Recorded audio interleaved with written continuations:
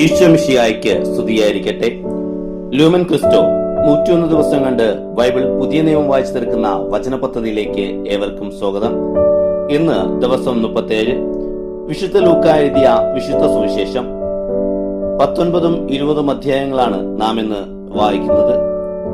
സക്കായിയുടെ മാനസാന്തരവും ഈശോയുടെ ജെറുസലേം പ്രവേശനവുമാണ് ഇന്നത്തെ പ്രധാന വചനഭാഗം. വിശുദ്ധ ലൂക്ക എഴുതിയ വിശുദ്ധ സുവിശേഷം അധ്യായം 19. സക്കേവൂസിന്റെ ഭവനത്തിൽ. യേശു ജെറൂക്കയിൽ പ്രവേശിച്ച് അതിലൂടെ കടന്നു പോകുകയായിരുന്നു. അവിടെ സക്കേവൂസ് എന്നു പേരുള്ള ഒരുവൻ ഉണ്ടായിരുന്നു. അവൻ ചുങ്കക്കാരിൽ പ്രധാനനും ധനികനുമായിരുന്നു. യേശു ആരെന്ന് കാണാൻ അവൻ ശ്രമിച്ചു. പൊക്കം കുറവായിരുന്നതിനാൽ ജനക്കൂട്ടിൽ നിന്നുകൊണ്ട് അത് സാധ്യമല്ലായിരുന്നു. യേശുവിനെ കാണാൻ വേണ്ടി അവൻ മുമ്പേ ഓടി ഒരു സിക്കമോർ മരത്തിൽ കയറിയിരുന്നു. യേശു അതിലെയാണ് കടന്നു പോകാനിരുന്നത്. ആ സ്ഥലത്തെത്തിയപ്പോൾ യേശു മുകളിലേക്ക് നോക്കി പറഞ്ഞു, സക്കേവൂസ്, വേഗം ഇറങ്ങി വരിക. എന്തെന്നാൽ എന്ന് എനിക്ക് നിന്റെ വീട്ടിൽ താമസിക്കേണ്ടിയിരിക്കുന്നു. അവൻ തിടുക്കത്തിൽ ഇറങ്ങി വന്ന് സന്തോഷത്തോടെ അവനെ സ്വീകരിച്ചു. ഇത് കണ്ടവരെല്ലാം പിറുപിറുത്തു, ഇവൻ പാപിയായ ഒരുവന്റെ കൂടെ താമസിക്കാൻ ചെന്നല്ലോ. സക്കേവൂസ് എഴുന്നേറ്റ് കർത്താവിനോട് പറഞ്ഞു, കർത്താവേ, എന്റെ സ്വത്തിൻ പകുതി ഇതാ ഞാൻ ദരിദ്രർക്ക് കൊടുക്കുന്നു. ആരുടെയെങ്കിലും വക വഞ്ചിച്ചെടുത്തിട്ടുണ്ടെങ്കിൽ 4 ഇരട്ടിയായി തിരിച്ചു കൊടുക്കുന്നു. യേശു അവനോട് പറഞ്ഞു, ഇന്ന് ഈ ഭവനത്തിൽ രക്ഷ ഉണ്ടായിരിക്കുന്നു. ഇവനും അബ്രഹാത്തിന്റെ പുത്രനാണ്. എന്തെന്നാൽ മനുഷ്യപുത്രൻ വന്നത് നഷ്ടപ്പെട്ടു പോയതിനെ അന്വേഷിക്കാനും രക്ഷിക്കാനുമാണ്. 10 നാണയത്തിന്റെ ഉപമ. അവർ ഇത് കേട്ടുകൊണ്ടിരിക്കുമ്പോൾ അവൻ തുടർന്നൊരു ഉപമ പറഞ്ഞു. കാരണം അവൻ ജെറുസലേമിന് സമീപത്തായിരുന്നു. ദൈവരാജ്യം ഉടൻ പ്രത്യക്ഷമാകുമെന്ന് അവർ വിചാരിക്കുകയും ചെയ്തിരുന്നു. അവൻ പറഞ്ഞു, കുലീനനായ ഒരു മനുഷ്യൻ രാജപദവി സ്വീകരിച്ച് തിരിച്ചു വരാൻ ദൂരദേശത്തേക്ക് പോയി. അവൻ ഭൃത്യരിൽ 10 പേരെ വിളിച്ച് 10 നാണയം അവർക്ക് നൽകിക്കൊണ്ട് പറഞ്ഞു, ഞാൻ തിരിച്ചു വരുന്നവരെ നിങ്ങൾ ഇതുകൊണ്ട് വ്യാപാരം ചെയ്യുവിൻ. അവന്റെ പൗരന്മാർ അവനെ വെറുത്തിരുന്നു. ഇവൻ ഞങ്ങളെ ഭരിക്കാൻ ഞങ്ങൾ ഇഷ്ടപ്പെടുന്നില്ല എന്ന് പറഞ്ഞ് അവർ ഒരു പ്രതിനിധി സംഘത്തെ അവന്റെ പിന്നാലെ അയച്ചു. അവനാകട്ടെ രാജപദവി സ്വീകരിച്ച് തിരിച്ചു വന്നു. താൻ പണം നൽകിയിരുന്ന ഭൃത്യർ വ്യാപാരം ചെയ്ത് എന്ത് സമ്പാദിച്ചെന്ന് അറിയുന്നതിന് അവരെ വിളിക്കാൻ അവൻ കൽപ്പിച്ചു. ഒന്നാമൻ വന്നു പറഞ്ഞു, യജമാനെ, നിന്റെ നാണയം 10 കൂടി നേടിയിരിക്കുന്നു. അവൻ പറഞ്ഞു, കൊള്ളാം, നല്ലവനായ ഭൃത്യ, ചെറിയ കാര്യത്തിൽ വിശ്വസ്തനായിരുന്നതുകൊണ്ട് 10 നഗരങ്ങളുടെ മേൽ നീ അധികാരിയായിരിക്കുക. രണ്ടാമൻ വന്നു പറഞ്ഞു, യജമാനെ, നിന്റെ നാണയം 5 കൂടി സമ്പാദിച്ചിരിക്കുന്നു. യജമാനൻ അയാളോട് പറഞ്ഞു, നീ 5 നഗരങ്ങളുടെ മേൽ അധികാരിയായിരിക്കുക. വേറൊരുവൻ വന്നു പറഞ്ഞു, യജമാനെ, ഞാൻ തൂവാലിൽ പൊതിഞ്ഞു വെച്ചിരുന്ന നിന്റെ നാണയം ഇതാ. നിന്നെ എനിക്ക് ഭയമായിരുന്നു, കാരണം നീ കർക്കശനും വയ്ക്കാത്തത് എടുക്കുന്നവനും വിതയ്ക്കാത്തത് കൊയ്യുന്നവനുമാണ്. അവൻ പറഞ്ഞു, ദുഷ്ടഭൃത്യ, നിന്റെ വാക്കുകൊണ്ട് തന്നെ നിന്നെ ഞാൻ വിധിക്കും. ഞാൻ കർക്കശനും വയ്ക്കാത്തത് എടുക്കുന്നവനും വിതയ്ക്കാത്തത് കൊയ്യുന്നവനുമാണെന്ന് നീ അറിഞ്ഞിരുന്നില്ലേ? പിന്നെ നീ എന്തുകൊണ്ട് എന്റെ പണം പണമിടാവാടുകാരെ ഏൽപ്പിച്ചില്ല? എങ്കിൽ ഞാൻ മടങ്ങി വന്നപ്പോൾ പലിശയോട് കൂടി അത് തിരിച്ചു വാങ്ങുമായിരുന്നില്ലേ? അവൻ അടുത്ത് നിന്നിരുന്നവരോട് പറഞ്ഞു, അവൽ നിന്ന് ആ നാണയം എടുത്ത് 10 നാണയമുള്ളവന് കൊടുക്കുക. അവർ അവനോട് പറഞ്ഞു, യജമാനെ, അവന് 10 നാണയമുണ്ടല്ലോ. ഞാൻ നിങ്ങളോട് പറയുന്നു, ഉള്ളവന് കൊടുക്കപ്പെടും, ഇല്ലാത്തവനിൽ നിന്ന് ഉള്ളതുപോലും എടുക്കപ്പെടും. ഞാൻ ഭരിക്കുന്നത് ഇഷ്ടമില്ലാതിരുന്ന എന്റെ ശത്രുക്കളെ ഇവിടെ കൊണ്ടുവന്ന് എന്റെ മുമ്പിൽ വെച്ച് കൊന്നുകളയുവിൻ. ജെറുസലേമിലേക്ക് രാജകീയ പ്രവേശം.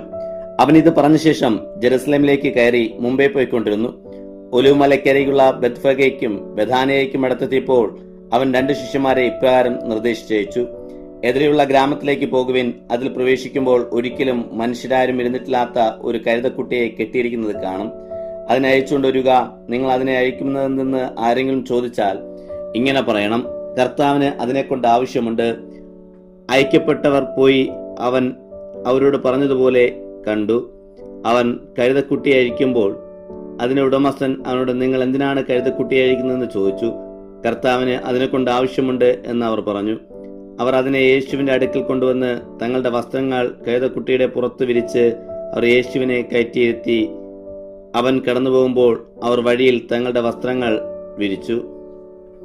അവൻ ഒലിവുമലയുടെ ഇറക്കത്തിലെത്തിയപ്പോൾ ശിഷ്യസമൂഹം മുഴുവൻ സന്തോഷിച്ച് തങ്ങൾ കണ്ട എല്ലാ അത്ഭുതങ്ങളെയും പറ്റി വലിയ സ്വരത്തിൽ ദൈവത്തെ സ്തുതിക്കാൻ തുടങ്ങി. കർത്താവിന്റെ നാമത്തിൽ വരുന്ന രാജാവ് വാഴ്ത്തപ്പെട്ടവൻ, സ്വർഗത്തിൽ സമാധാനം, അത്യുന്നതങ്ങളിൽ മഹത്വം. ജനക്കൂട്ടത്തിലുണ്ടായിരുന്ന ചില ഫരിസേയർ അവനോട് പറഞ്ഞു, ഗുരു, നിന്റെ ശിഷ്യരെ ശാസിക്കുക.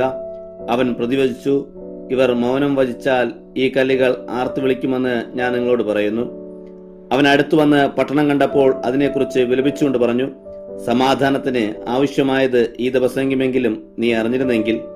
എന്നാൽ അവ ഇപ്പോൾ നിന്റെ ദൃഷ്ടിയിൽ നിന്ന് മറയ്ക്കപ്പെട്ടിരിക്കുന്നു.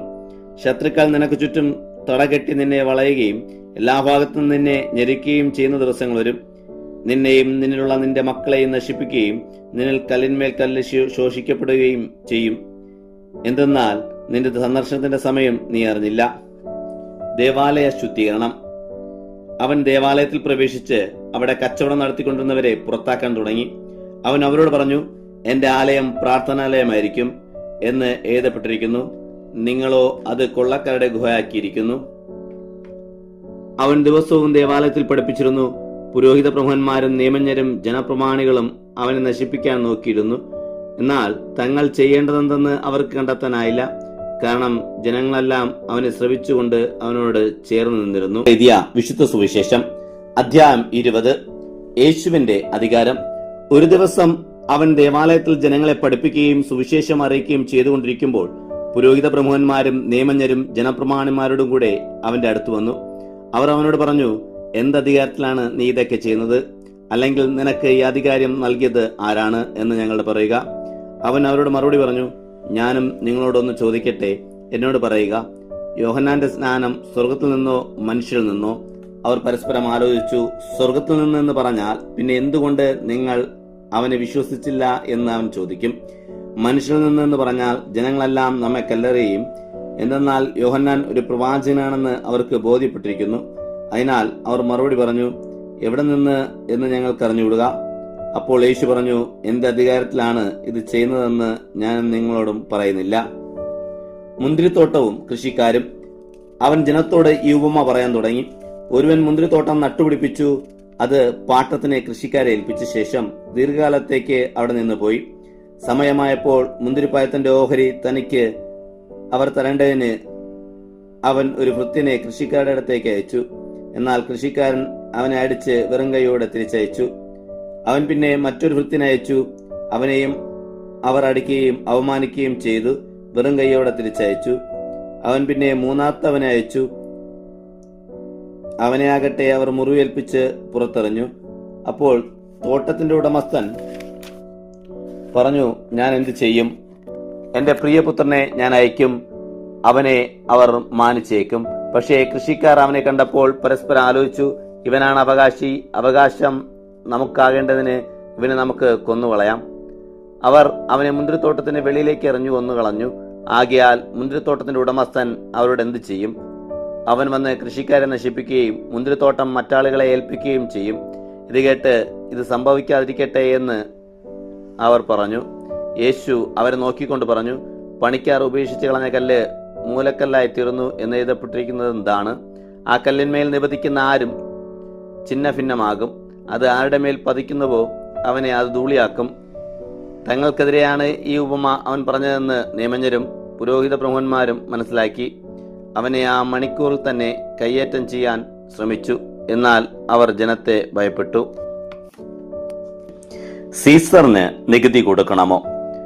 അവനെ വാക്കിൽ കുടുക്കി ദേശാധിപതിയുടെ വിധിക്കും അധികാരത്തിനും ഏൽപ്പിച്ചു കൊടുക്കാൻ അവർ അവനെ നിരീക്ഷിച്ചുകൊണ്ട് നീതിമാന്മാരാണെന്ന് ഭാവിക്കുന്ന ചാരന്മാരെ അയച്ചു. അവർ അവനോട് ചോദിച്ചു, ഗുരു, നീ ശരിയായി സംസാരിക്കുന്നെന്നും പഠിപ്പിക്കുന്നെന്നും മുഖം നോക്കാതെ ദൈവത്തിന്റെ വഴി സത്യമായി പഠിപ്പിക്കുന്നെന്നും ഞങ്ങൾക്കറിയാം. ഞങ്ങൾ സീസറിന് നികുതി കൊടുക്കുന്നത് നിയമാനുസൃതമോ അല്ലയോ? അവൻ അവരുടെ കൗശലം മനസ്സിലാക്കി അവരോട് പറഞ്ഞു, നിങ്ങൾ ഒരു ദിനാറ എന്നെ കാണിക്കുവിൻ. ആരുടെ രൂപവും ലിഖിതമാണ് ഇതിലുള്ളത്? സീസറിന്റേത് എന്ന് അവർ പറഞ്ഞു. അവൻ അവരോട് പറഞ്ഞു, എങ്കിൽ സീസറിനുള്ളത് സീസറിനും ദൈവത്തിനുള്ളത് ദൈവത്തിനും കൊടുക്കുവിൻ. ജനത്തിന്റെ മുമ്പിൽ വെച്ച് അവനെ വാക്കിൽ കൊടുക്കാൻ അവർക്ക് സാധിച്ചില്ല. അവന്റെ മറുപടിയിൽ ആശ്ചര്യപ്പെട്ട് അവർ മൗനം അവലംബിച്ചു. ഉദ്ധാനത്തെക്കുറിച്ച് വിവാദം. ഉദ്ധാനമില്ലാന്ന് വാദിക്കുന്ന സദുക്കായരിൽ ചിലർ അവനെ സമീപിച്ചു ചോദിച്ചു, ഗുരു, ഒരുവന്റെ സഹോദരന്റെ ഭാര്യ ഉണ്ടായിരിക്കെ സന്താനമില്ലാതെ മരിച്ചാൽ അവൻ ആ സഹോദരന്റെ ഭാര്യയെ സ്വീകരിച്ച് അവനു വേണ്ടി സന്താനത്തെ ഉൽപ്പാദിപ്പിക്കണമെന്ന് മോശ ഞങ്ങൾ കേട്ടിട്ടുണ്ട്. ഒരിടത്ത് 7 സഹോദരന്മാർ ഉണ്ടായിരുന്നു. ഒന്നാമൻ ഒരുവളെ വിവാഹം ചെയ്തു, അവൻ സന്താനമില്ലാതെ മരിച്ചു. അനന്തരം രണ്ടാമനും പിന്നെ മൂന്നാമനും അവളെ സ്വീകരിച്ചു. അങ്ങനെ 7 പേരും സന്താനങ്ങളില്ലാതെ മരിച്ചു. അവസാനം ആ സ്ത്രീയും മരിച്ചു. ഉദ്ധാനത്തിൽ അവൾ അവരിൽ ആരുടെ ഭാര്യയായിരിക്കും? അവൾ 7 പേരുടെയും ഭാര്യയായിരുന്നല്ലോ. യേശു അവരോട് പറഞ്ഞു, ഈ യുഗത്തിന്റെ സന്താനങ്ങൾ വിവാഹം ചെയ്യുകയും വിവാഹം ചെയ്തു കൊടുക്കുകയും ചെയ്യുന്നു. എന്നാൽ ആ യുഗം പ്രാപിക്കുന്നതിനും മരിച്ചവരിൽ നിന്നുള്ള ഉയർപ്പിനും യോഗ്യരായവർ വിവാഹം ചെയ്യുകയോ വിവാഹം ചെയ്തു കൊടുക്കുകയോ ഇല്ല. ഉദ്ധാനത്തിന്റെ മക്കളായതിനാൽ അവർ ദൈവമക്കളും ദൈവദൂതന്മാരെ പോലെയുമാണ്. ആകയാൽ അവർക്ക് ഇനി ഒരിക്കലും മരിക്കാൻ സാധിക്കുകയില്ല. മോശയും മുൾപ്പടർപ്പിങ്കിൽ വച്ച് കർത്താവിനെ അബ്രാഹത്തിന്റെ ദൈവവും ഇസഹാക്കിന്റെ ദൈവവും യാക്കോവിന്റെ ദൈവവും എന്ന് വിളിച്ചുകൊണ്ട് മരിച്ചവർ ഉയർപ്പിക്കപ്പെടുമെന്ന് കാണിച്ചു തന്നിട്ടുണ്ട്. അവിടുന്ന് മരിച്ചവരുടെയല്ല, ജീവിക്കുന്നവരുടെ ദൈവമാണ്. എന്തെന്നാൽ അവിടത്തേക്ക് എല്ലാവരും ജീവിക്കുന്നവർ തന്നെ. നിയമജ്ഞരിൽ ചിലർ, ഗുരു, നീ നന്നായി സംസാരിച്ചു എന്ന് പറഞ്ഞു. അവനോട് എന്തെങ്കിലും ചോദിക്കാൻ പിന്നീട് അവർ മുതിർന്നില്ല. ക്രിസ്തു ദാവീദിന്റെ പുത്രൻ. അപ്പോൾ അവൻ അവരോട് ചോദിച്ചു, ക്രിസ്തു ദാവീദിന്റെ പുത്രനാണെന്ന് പറയാൻ എങ്ങനെ കഴിയും? ദാവീദ് തന്നെയും സങ്കീർത്തന പുസ്തകത്തിൽ പറയുന്നു, കർത്താവ് എന്റെ കർത്താവിനോട് അരുളി ചെയ്തു, ഞാൻ നിന്റെ ശത്രുക്കളെ നിന്റെ പാദപീഠമാക്കോളം നീ എന്റെ വലത്തുഭാഗത്തിരിക്കുക. ദാവീദ് അവനെ കർത്താവെന്ന് വിളിക്കുന്നു. പിന്നെ എങ്ങനെയാണ് അവൻ ദാവീദിന്റെ പുത്രനാകുന്നത്? നിയമജ്ഞരുടെ കപട ജീവിതം. ജനമെല്ലാം കേൾക്കെ അവൻ തന്റെ ശിഷ്യന്മാരോട് പറഞ്ഞു, നീണ്ട മേലങ്കിയിട്ട് നടക്കാൻ ആഗ്രഹിക്കുകയും പൊതുസ്ഥലങ്ങളിൽ അഭിവാദനങ്ങളും സിനഗോഗുകളിൽ ഉന്നത പീഠങ്ങളും അത്താഴ വിരുന്നുകളിൽ മുഖ്യസ്ഥാനങ്ങളും ഇഷ്ടപ്പെടുകയും ചെയ്യുന്ന നിയമജ്ഞരെ സൂക്ഷിച്ചുകൊള്ളുവിൻ. അവർ വിധവകളുടെ ഭവനങ്ങൾ വിഴുങ്ങുകയും ദീർഘനേരം പ്രാർത്ഥിക്കുന്നതിനായി നടിക്കുകയും ചെയ്യുന്നു. അവർക്ക് കഠിനതരമായ ശിക്ഷാവിധി ലഭിക്കും. ഇന്നത്തെ വായന ഇവിടെ അവസാനിപ്പിക്കുമ്പോൾ നഷ്ടപ്പെട്ടതിനെ തേടി വരുന്ന ദൈവസ്നേഹമാണ് ഇന്നത്തെ സന്ദേശം. സക്കായിയെ പോലെ ഈശോയെ സ്വീകരിക്കാനും ജീവിതം ശുദ്ധീകരിക്കാനും ഈ വായന നമുക്ക് പ്രചോദനമാകട്ടെ.